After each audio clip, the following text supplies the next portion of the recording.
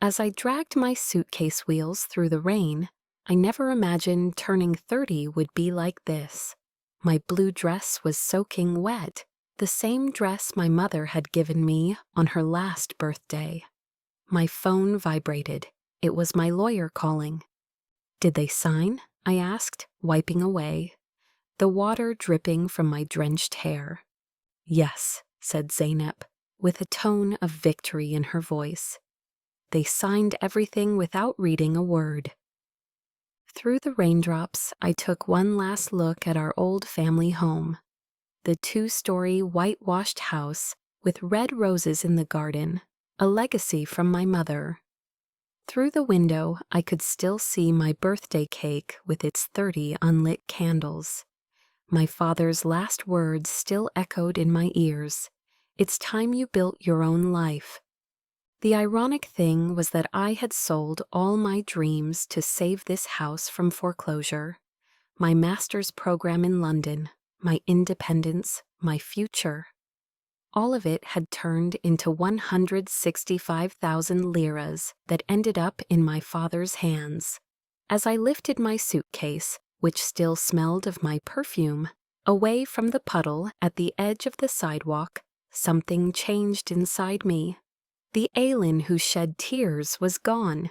Looking at my cell phone, a strange smile appeared on my face. Sometimes life's darkest moments transform into your most powerful ones, because even though I no longer lived in that house now belonged to me. Hello, I'm Aylin. I'm going to tell you how I was betrayed by my family and how I delivered justice with my own hands. This story isn't just about revenge, it's about the importance of valuing yourself and setting boundaries. Have you ever felt betrayed by someone you loved? Or had your kindness exploited? Maybe you've recognized toxic relationships in your family, but didn't know what to do. I'm sharing this story because you might have faced similar situations in your life, and I want you to know that you're not alone. You are powerful too. You just need to discover it. My story begins with my mother's death. I was 15, and my life was shattered. My mother wasn't just a mother, but the heart of our family, the person who turned a house into a home. Her music, the scent of her flowers in the garden, the aroma of her cakes in the kitchen. All of it went with her. My father buried himself in work. He ran an accounting firm, and after my mother's death, he devoted himself to work. He would leave early in the morning and return late at night. I was the one left at home, dusting the antique porcelain dolls in my mother's guest room, watering the roses in the garden, keeping the lights on in the house. The 2 years after my mother's passing were like 3 ghosts wandering in the house, father and daughter. Conversations were short, smiles were rare, hugs were almost non-existent. My father no longer called me his little princess. He no longer cooked those strange French dishes my mother had taught him. Sometimes at dinner we would sit across from each other and just look at each other, each of us seeing traces of the woman we had lost in the other. Then one day, my father came home different. He had removed his tie, had combed his hair. He sat down at the table and clasped his hands together. "Aylin, there's something I need to talk to you about." My stomach tightened. This tone of voice was usually the harbinger of bad news. "I met someone." 3 words, 3 simple words. But at that moment, I knew nothing would ever be the same again. Selma, a 45-year-old woman who worked at a real estate office, with a 19-year-old daughter from her previous marriage, well-dressed. Within 2 months, she married my father. Within 3 months, she and her daughter Tata moved into our house.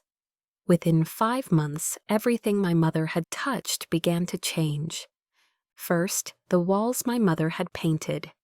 "This green is too dark. It makes the house look small," Selma said. Then my mother's antique furniture. These are too old-fashioned. Newer ones are more functional. Then my mother's garden. These roses require too much maintenance. Let's plant more modern plants. I didn't object. I could see that slight expression of happiness on my father's face. For the first time in a long time, there was a light in his eyes. As for me, I quietly moved my mother's small belongings, her photographs, her books into my own room. I hid her sweater, which still carried her scent, under my pillow. Seda was 4 years younger than me, but there seemed to be a 10-year gap between us.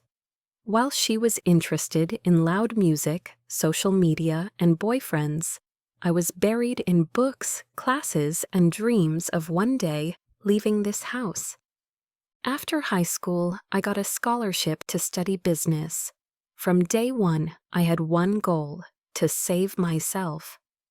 While my father and his new family built their own world at home, I was building a new world for myself, a world of textbooks, internship applications, and study programs. Morning classes at the university, afternoon work at the library, evening shifts as a waitress at a cafe, weekend assistant accounting jobs. For 5 years, I didn't waste a single penny. I didn't go on vacations. I didn't go to fancy cafes with my friends. I bought the cheapest clothes. I always had sandwiches I brought from home. I had only one goal: to get into the prestigious business school in London and graduate as a world citizen. To see the world, as my mother had always dreamed.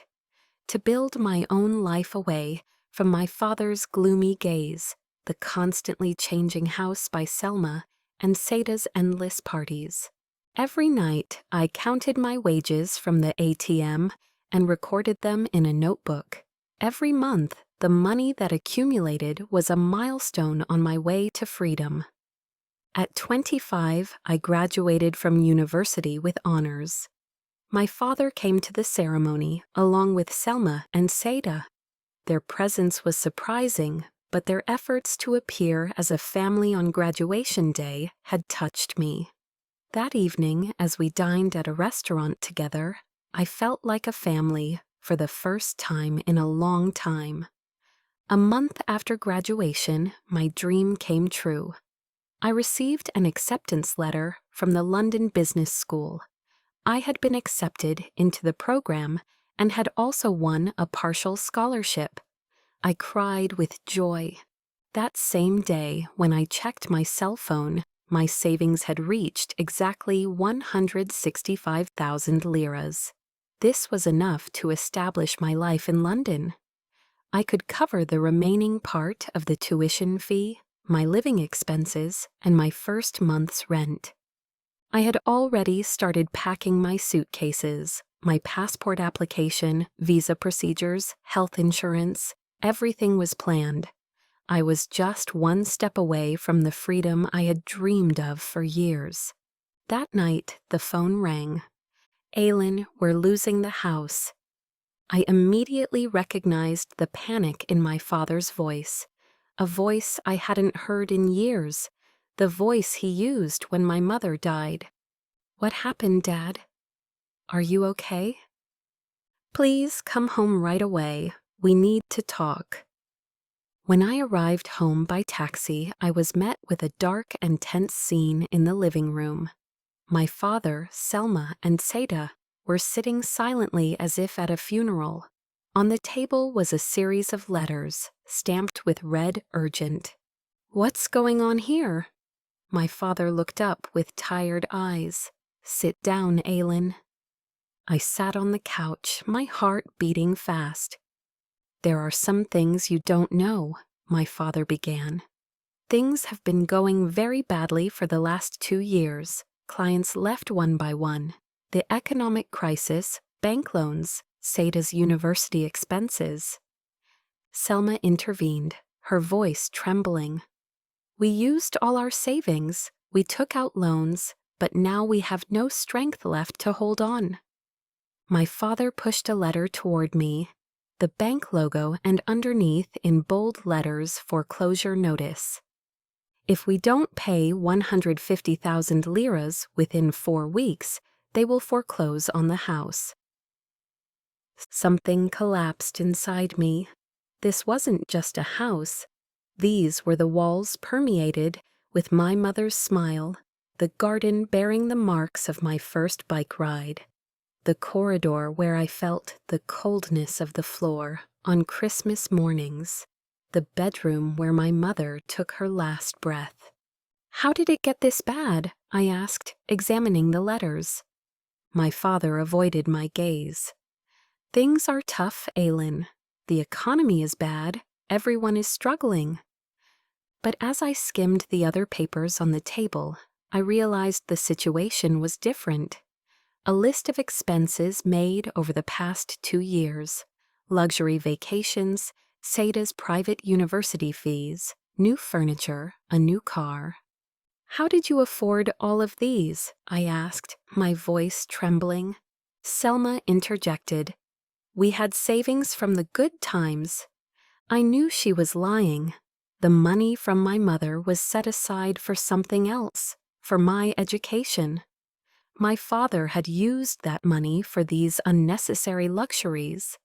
Sada was playing with her phone, seemingly unconcerned with this serious family crisis. My eyes suddenly caught the new bracelets on Selma's wrist, the latest model of a smart watch, Sada's new phone. My father's branded watch, which he displayed ostentatiously. "I can help you," I finally said. As the words left my mouth, I felt my London dreams sinking. "I have savings?" My father's eyes lit up. "How much?" "Enough," I said. "Yüz altmış beş bin lira. I had saved it for London, but—" There was a quick exchange of glances between Selma and my father. Then Selma jumped up, ran to me, and wrapped her arms around my neck.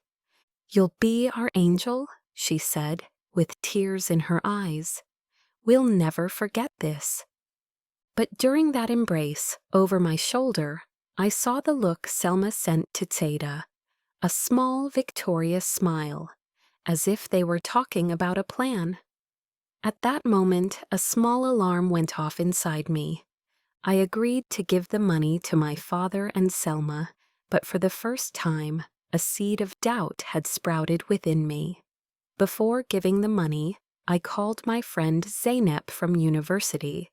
She had just finished law school and was doing her first internship at a large law firm. "There should be a written agreement for such a large amount," said Zeynep, sitting across from me at my cafe. "Even if it's family, everything should be documented." "My father would consider this an insult," I said, turning my cup in my hands.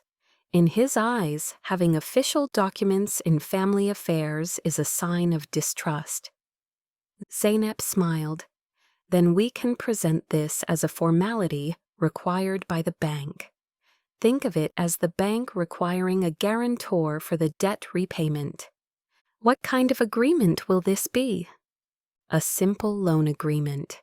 However, Zeynep hesitated for a moment.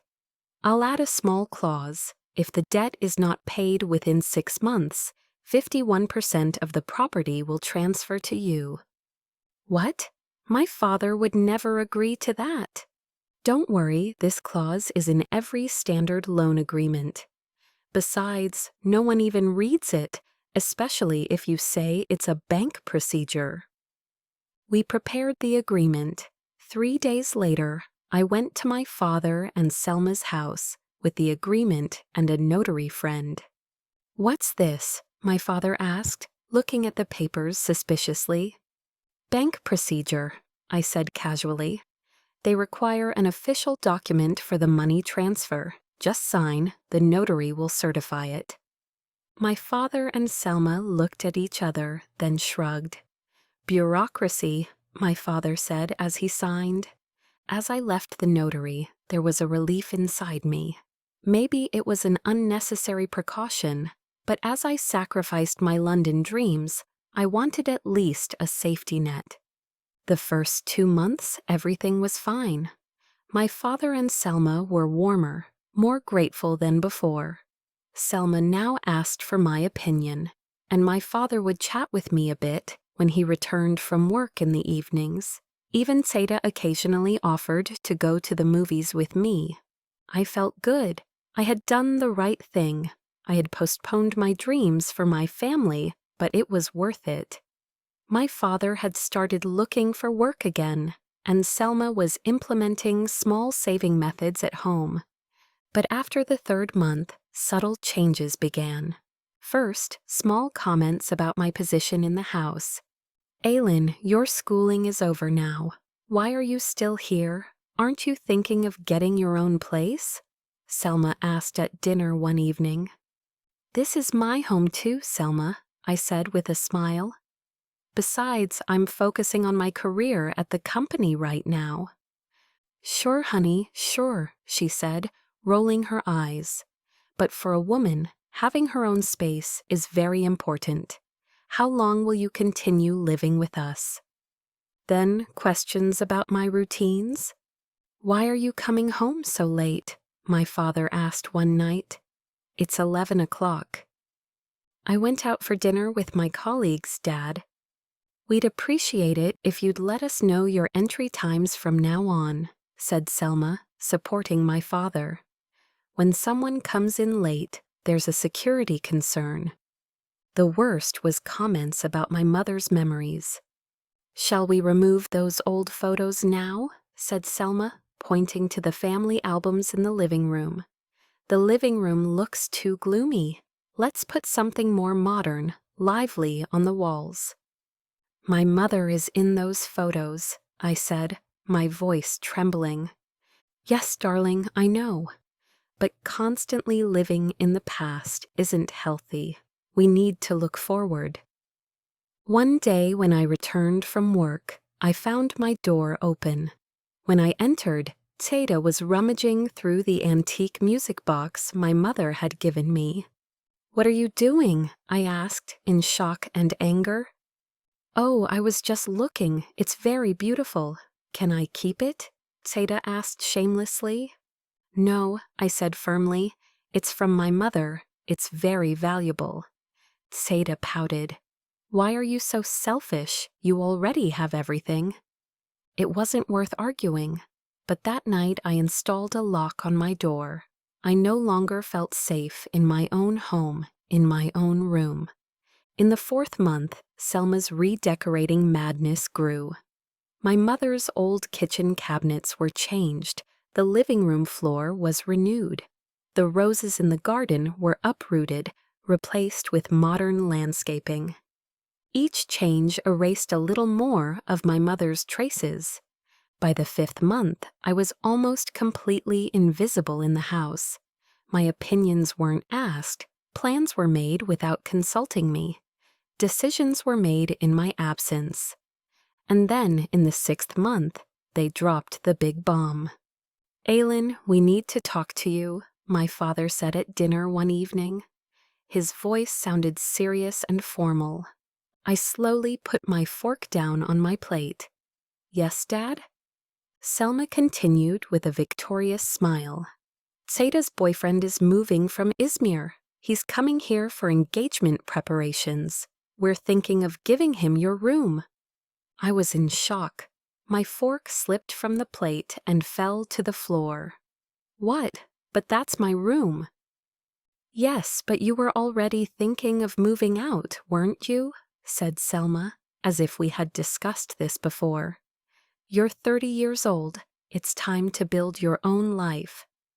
I looked at my father, seeking support in his eyes, but he was just looking at his plate, avoiding meeting my eyes. "Honestly," my father finally said, "we agree. A little independence would do you good." "What about the 165,000 liras I gave you?" I said, my voice trembling. "If it wasn't for that money, you wouldn't be living in this house right now." Selma quickly replied, "That was a gift, not a rental fee. Family members help each other." Something broke inside me at that moment. They had taken my money, my dreams, my time. And now they were showing me the door. "How much time do I have?" I asked, trying to swallow the lump in my throat. 2 weeks, said my father, as if he were in a business meeting. Sada's fiancé is coming on the 14th. May 14th, I said, my voice breaking. But that's my birthday. There was a brief silence at the table. Then Selma, with a fake smile, said, "Oh, right, then we'll combine the celebration." I ran to my room, locked the door, and cried. Hours later, I woke up to voices from outside. My father and Selma were arguing. We could sell the house and move to Izmir after Tada's engagement. But what about Aylin? This house is too big now, and if we sell it, we'd have a nice amount of money left. My blood froze. They wanted to sell not just my room, but everything that reminded me of my mother. I didn't sleep at all that night. I took the agreement Zeynep had prepared out of my drawer and read it over and over again. On the last page, a clause written in small letters caught my attention. If the debt is not paid within 6 months, 51% of the property will transfer to the creditor, Aylin Demir. I picked up my phone. It was 3 in the morning, but I didn't care. I called Zeynep. "Aylin, it's 3 o'clock. What happened?" Zeynep's voice sounded sleepy. "Did you really put that clause in the agreement, the 51% share one?" "Yes, I told you, don't you remember?" I said, "just a safety measure. You probably won't ever use it." "But is it valid? Is it legal?" "Completely, notarized and annotated on the title deed." There was a silence. "Aylin, what happened? Aren't they paying their debt?" "Worse," I said. "They're kicking me out of the house." Zeynep's voice changed. There was no trace of sleepiness left. "When?" "In 2 weeks." "On my birthday." "Wait, let me calculate." Zeynep thought for a moment. "It's been exactly 6 months since the agreement, and they haven't made any payments, right?" "No, they haven't." "Then Aylin, legally, 51% of the house belongs to you. Do you understand this? You are now the legal majority shareholder of the house." My heart raced. "So what can I do?" "Everything," said Zeynep, her voice now holding power. "You can prevent the sale of the house. In fact, if you want, you can evict them from the house. You are the homeowner now." After hanging up the phone, I sat by the window for a long time. Dawn was breaking outside. Those early hours my mother always loved. The birds in the garden had started to sing. 2 weeks passed quickly. I silently made my plans. On the surface, I appeared to be preparing to move. I packed a few boxes, sorted some of my belongings. My father and Selma seemed pleased. Sada had already started measuring my room. I woke up early on my birthday morning. I was turning 30 that day, the beginning of a new decade and the end of some things in my life. I looked in the mirror. I put on my mother's blue dress, the dress she had given me on her last birthday. I styled my hair the way she liked it. I sprayed my perfume. My door was knocked on. My father entered, his face serious and determined. "Are you ready?" he asked, looking at my suitcases. "Seda and Mert will be here this afternoon." "Today is my birthday," I said, looking directly into his eyes. My father hesitated for a moment. "Yes, I know. I want to wish you a happy birthday." "Thank you," I said, with no emotion in my voice. "Look, Aylin, I know this is difficult, but believe me, it's time for you to build your own life. Being independent, making your own decisions, these are good things." You're not interested in my own decisions, I said calmly. You just want to make room for Tseda's fiancé. My father sighed. Don't make this so difficult. This is best for everyone. What about the money I gave you? 165,000 lira, baba. That money was a gift, not for you to buy the right to live in my house as my daughter. What about the agreement you signed? My father laughed. What agreement? That was just a formality to show the bank. It has no legal binding. I smiled as my eyes filled with tears. Is that so, Dad? Would you like to test that? What do you mean? Nothing, I said. I'll pack my bags. I packed my things, crying. I fit my mother's photos, letters, a few clothes, and my most precious memories into 2 suitcases. In the kitchen, my birthday cake was waiting. I had bought it for myself last night. The candles hadn't been lit yet. I paused one last time at the door. My father, Selma, and Seda were in the living room, almost in a celebratory mood. If my mother were here, she would never have done this to me, I said one last time. My father's face changed. Don't bring your mother into this. As I told you, you've grown up now. Go and grow up. The door closed behind me. It was raining outside. I was stranded on the street with my suitcases. A lump in my throat, tears in my eyes. But at the same time, I felt a strange power inside me. When my phone rang, I answered immediately. It was Zeynep. Did they do it? She asked directly. Yes, I'm outside with my suitcases. Perfect. Now we move on to phase 2, said Zeynep with cold determination in her voice. They evicted you from the house. Now we're going to question their legal right to stay there. How? Come to my office. I've prepared all the documents. A police officer I know will also help us. 2 weeks later, I returned to the house with Zeynep and a police officer. We had all our legal documents, court orders, and bailiff letters in hand. My father opened the door. When he saw me, he was first surprised, then angry. What are you doing here? He asked harshly.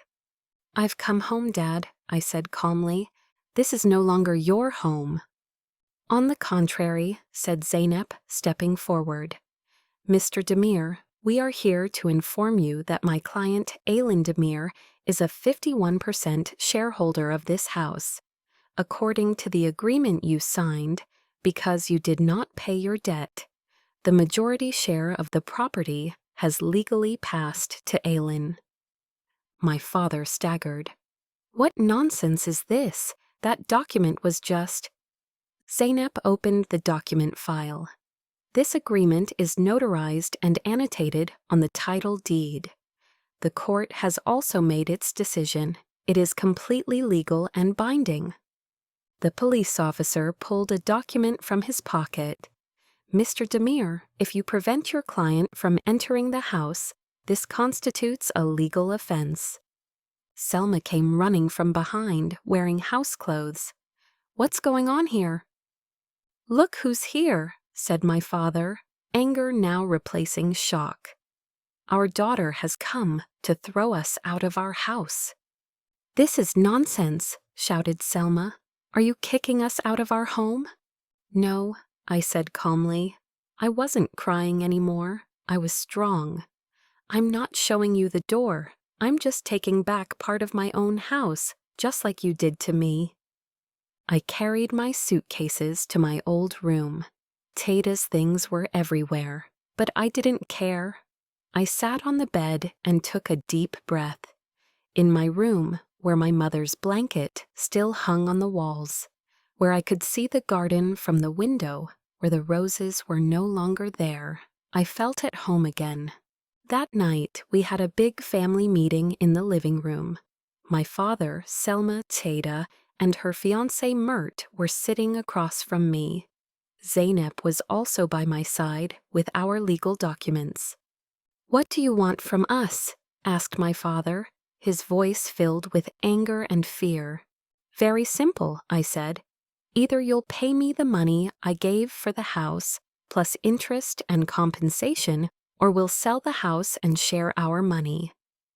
Are you going to leave us homeless? Asked Selma in tears. No, Selma, I'm not like you. I give you 1 month. Either you pay my money, or we'll sell the house together. But I want you to know who has the say in this house now. My father leaned toward the table. You'll regret this, Aylin. We are your family. Family doesn't throw its members out on their birthdays, Dad. I'm just using my legal rights, just as you did to me. The following 3 weeks were like a tense ceasefire. My father was hardly speaking to me. Selma was constantly crying, trying to portray herself as the victim. Seda and her fiancé had to rent another apartment. However, during this time, I also gained interesting information.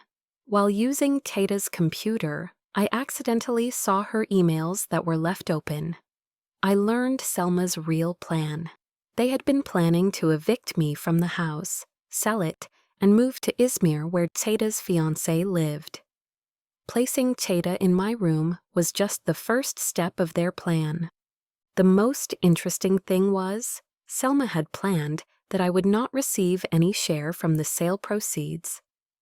She's earning her own money anyway. She doesn't need our help, she had written in an email. This discovery erased all the guilt I had been feeling. I asked them to either pay the money or agree to sell the house within a month. At the end of the month, my father came to my office. His once majestic posture had now collapsed. His eyes were bruised, his hair disheveled. We can't pay the money, Aylin, he said directly. We don't have the resources. Then we have to sell the house, Dad. I know, he said, his eyes tearing up. But I have a request from you, for your mother, for your mother. Will you leave us enough money to buy a small apartment? You can have all the rest. Something softened inside me. I really didn't expect to see my father like this, broken, regretful, and truly in need of help. What about Selma's plans for Izmir? I asked. I know, Dad. I know everything. My father avoided my eyes. That was just an idea. It wasn't definite yet. Don't lie to me, I said, but there was now more sadness in my voice, not anger. I know what plans you made behind my back when you kicked me out of the house. My father began to cry silently. I had never seen him like this in my life. I'm sorry, Aylin. I'm really sorry. I was so lost. After your mother was gone, nothing was the same. And Selma, she just seemed like a solution that would fix everything. You lost me too, Dad. You lost me just like you lost Mom. But like me, you still have a chance. What do you mean? We're going to sell the house. You and Selma will go your own way, and I'll go mine. Maybe one day, a long time from now, maybe then we can talk again. A month later, the house was sold. My father and Selma took enough money to buy a small apartment and moved to another city. As for me, I gained my freedom and my London dream. As they loaded the last cardboard box into their cars, my father came to me. I should be proud, I guess, he said quietly. You turned out like me. No, Dad, I said. I'm like my mother. I'm just not as patient as she was. Your mother loved you very much, you know. She always said you were special.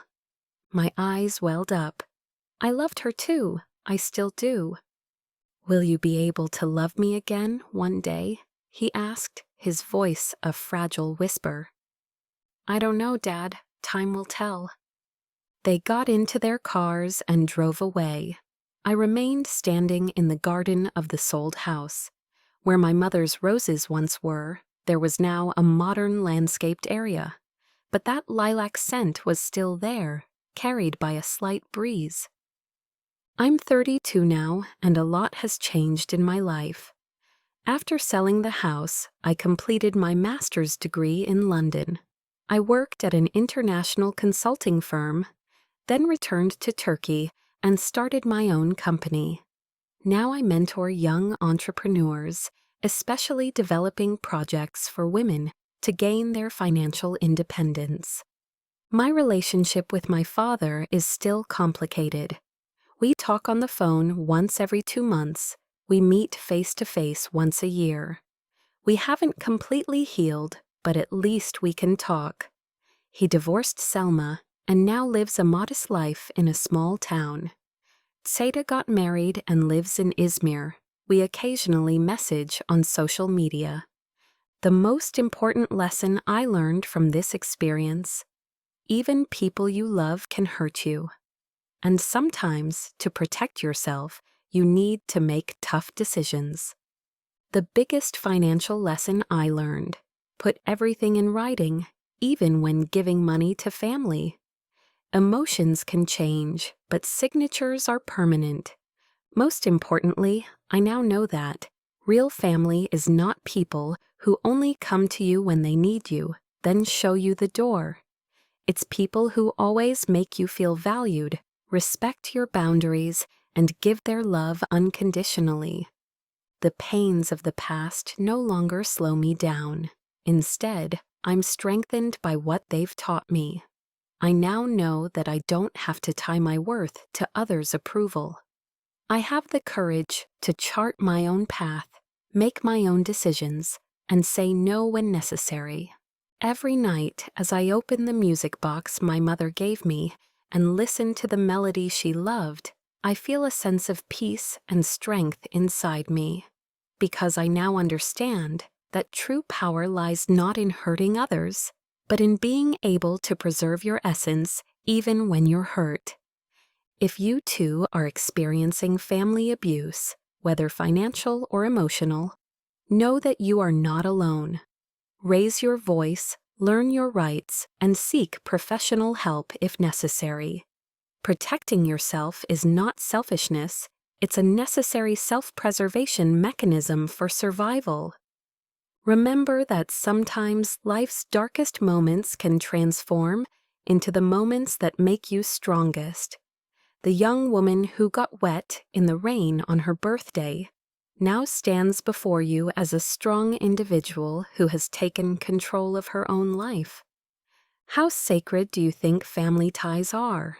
Have you ever had to choose between loyalty and self-respect? Or have you experienced financial and emotional abuse simultaneously? Share your story in the comments, because shared experiences strengthen us all. In the next video, I'll tell you how I got dumped and how it opened an unexpected door in my career. Subscribe and turn on notifications so you don't miss out. Sometimes life's darkest moments can transform into the moments that make you strongest. For me, that rainy birthday was exactly such a moment.